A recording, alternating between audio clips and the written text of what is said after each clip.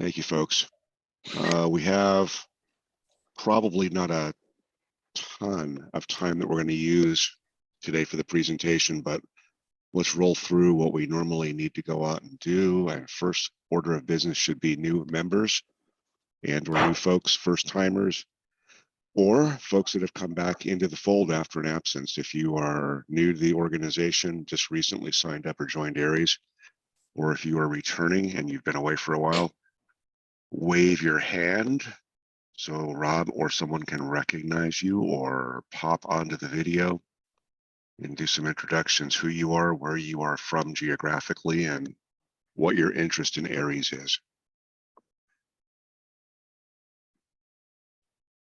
Like all old timers here this morning, Bruce.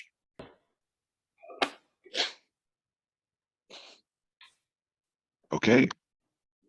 No pop-ins, no pop-ups. I will ask Rob if he has Dave's and the local announcements.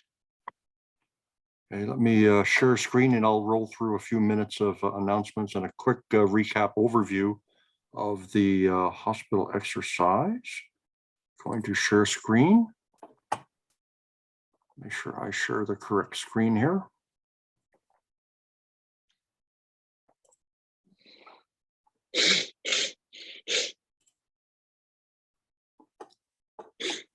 Is that visible? You're good. You're good. Okay, excellent. Okay, so this morning ARES meeting, recap of the hospital drill prep. Next meeting June will be a hospital drill recap, and July meeting. Bruce, thank you, Bruce, volunteered to give a presentation on the logbook of the world. Upcoming ARES activities. We've got the May hospital exercise we're going to be talking about in a few minutes. In June's a very busy month. We have the league VHF contest and field day. Comment on field day. When I checked the field day locator map yesterday, there were zero pins in the map for field day events that are being announced to the public. So if you're organizing a field day that's going to be open to the public, please drop a pin in the map. When we get inquiries from new hams about where they can go see ham radio in operation, I often refer them in June to the field day map. We've got two activity days coming up this summer, fall, July and September. There have been requests that we do something different for the July activity day. Do not do the Kearney Mesa thing, but do something different for a refreshing change, which we're trying to, we're entertaining ideas of what to do. So everything's on the table. And if you have any ideas, please shoot me an email and we'll see if we can pull ideas together and come to a consensus on what to do for the July activity day. And I'm thinking for September activity day, we could maybe return to the format, the Kearney Mesa format with Valley Center and Fallbrook also. And of course, the wintering drills are ongoing. Other training opportunities, we've got 22 hams supporting the PCT 50 in the backcountry right now. Armed Forces Day HF crossband test is happening, started last night for the midway, and will run today until the UTC day runs out in the late afternoon. In June, busy June, we've got the San Diego 100 exercise coming up. We've got about 30 hams signed up for the San Diego 100 right now. And if you are not signed up and would like to be, let me know. We'll add you to an aid station somewhere. There's also a local Black Mountain 50K endurance run happens on June 17th. I'm coordinating that also. And there's a June 3rd. June 3rd is our next technician cram class, and that will be in downtown San Diego. We've had a number of inquiries already. People seem to be interested in signing up for a June class. So enrollment for that is increasing. Hospital exercise, looks like we're going to be covering, well, maybe around 12, 13, 14, 15 hospital locations, plus the MOC, plus some communications hubs that we set up for relays. We've got 50 volunteers right now. ARES assignments, as usual, are being fluid, with people moving between locations, and people's personal schedules change. So the assignments are going to be a little bit fluid. And hospitals, because of the border policy change, maybe Bruce has an update for us on that later. We'll find out in a few minutes. Overlaid on top of that, we're going to have an HF regional net starting at 8 o'clock, at the same time as we start the VHF UHF net. There will be an HF regional net for home-based ARES members who cannot participate in the drill for some reason, but can turn on their HF radio and check in. And it'll be a regional net, so we'll have people outside of San Diego County checking into that net also. During the drill, we expect to have 200, 300 WinLink messages flying around between the hospital locations that have WinLink capability. There'll be dozens of voice messages also. We've got 15 repeaters reserved, and there'll be simplex opportunities to chat from hospital to hospital. And I've got there from 8 o'clock to noon, 4 hours of fun. My experience is usually the hospitals start winding down about 10:30, 11 o'clock. There's sometime 1 or 2 hospitals that'll take it all the way to noon. I understand the hospital staffs need to take their union mandated breaks for lunch. So the written plans that have been published in preliminary form so far, I've got the comp plan. Everybody should have a copy of that. And by the way, the comp plan, we only distribute to people that are signed up for the exercise. So it's sort of a close hold thing, so that we don't have people chasing us around in repeaters. There's a list of voice injects for hospitals that do not have WinLink capability. Hospital injects that went out, and WinLink injects a good workout for the WinLink operators at the hospitals, position reports. There's an email entitled Hospital Etiquette for people that are new to hospital exercises, what to wear, what to do. And there's an assignments list that's out also. Preliminary forms and all those so far. And early this coming week, we'll put out the final versions of those documents. And the final versions might just say no change. So deliverables, outcomes from the hospital exercise. Stations, hospitals will be putting out WinLink or voice check-ins, GPS locations, and that'll be plotted at the MOC on a map.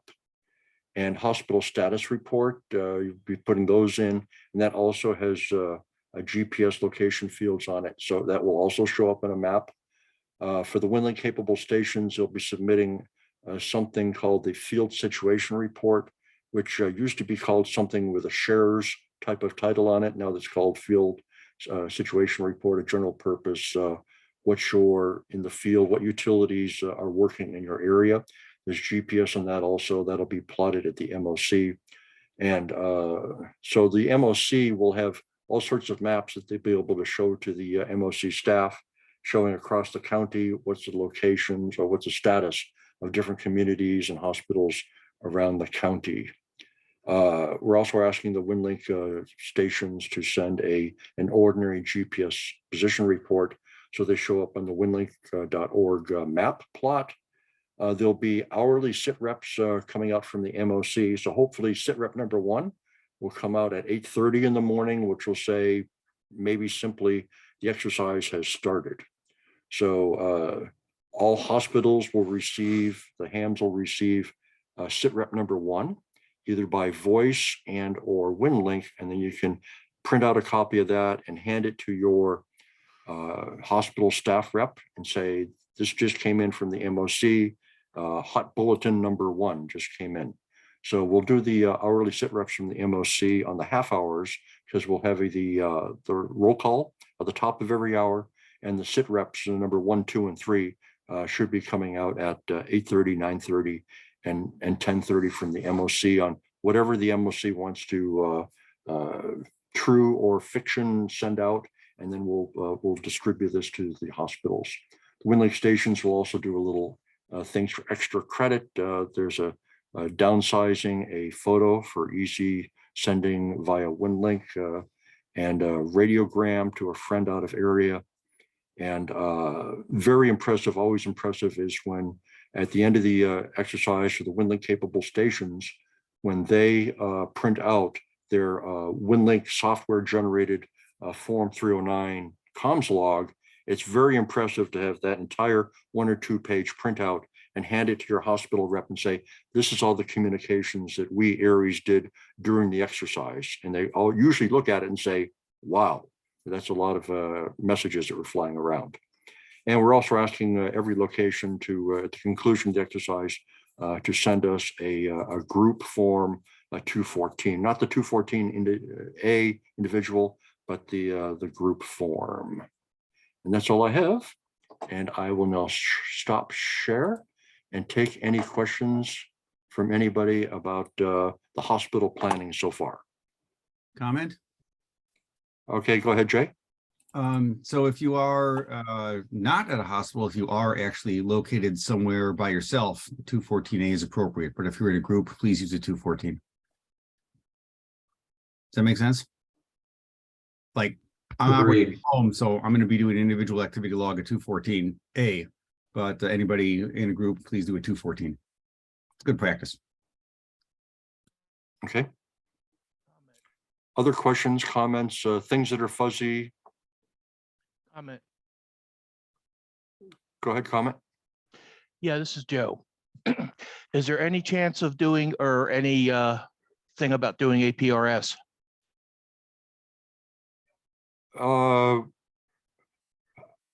How would you like to do that? Maybe. What do you have in mind? Well, APRS you can plot too. You can plot where everybody's at, location wise, via GPS on the map. I think if you you send a GPS position report on through WinLink, I think it gets mirrored onto APRS as well, but I'm not 100% sure on that. That might be something we have to test. Yeah, that would require some testing to work out. I don't know if we could get it, pull it together in time for the exercise this week. I know one year we did do, or one of the exercises a couple of years ago, we did do WinLink or did do APRS plot. And I don't know, I didn't get a report back or saying what or anything, didn't hear anything back from it. So Los Angeles does a lot of APRS plotting during the hospital exercises. They practice that all the time. Maybe that's something we should start to practice. Yeah, and it's for people who don't have the WinLink capability, APRS can come in handy also. To plot the locations without having to rely on a one of the relay stations like we're doing. Right, for this and you drill. can you can download it to your phone. It's a free app and everything, and you know you can, or do it through your radio or whatever you want. Okay. All good idea, ideas. Joe. We'll work on that in the Good future. ideas. Yeah. Okay. Great.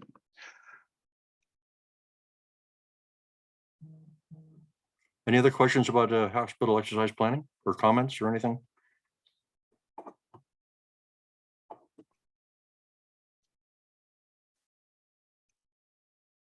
Okay, Bruce, let me know when you want me to stop recording and we will turn things over to you for more comments.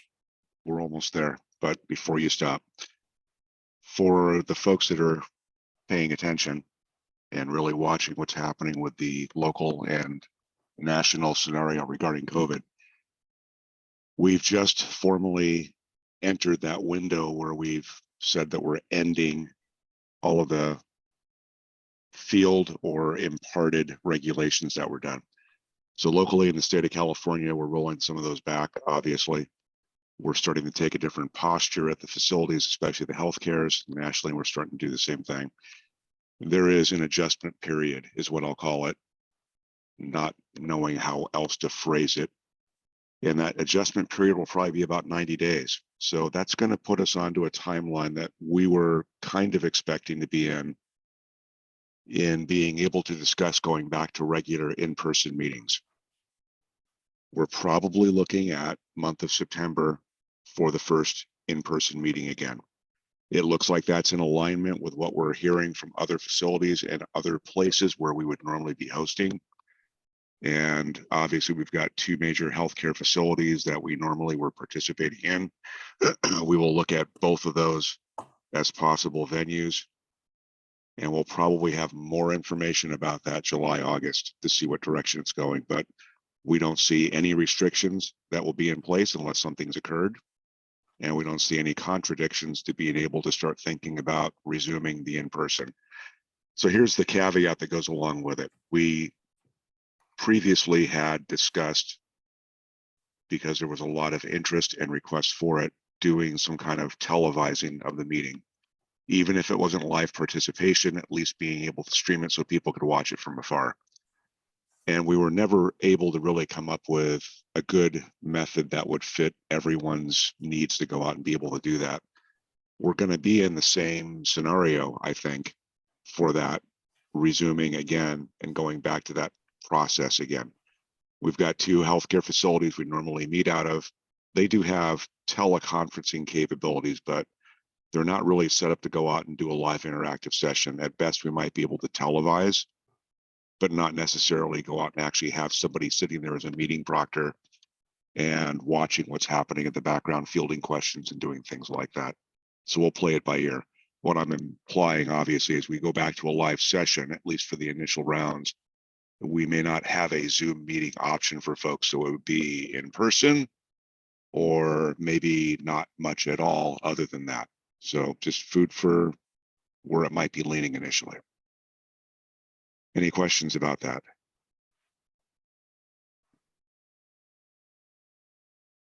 Okay. I would say this would be a good time to stop, Rob. Stopping recording.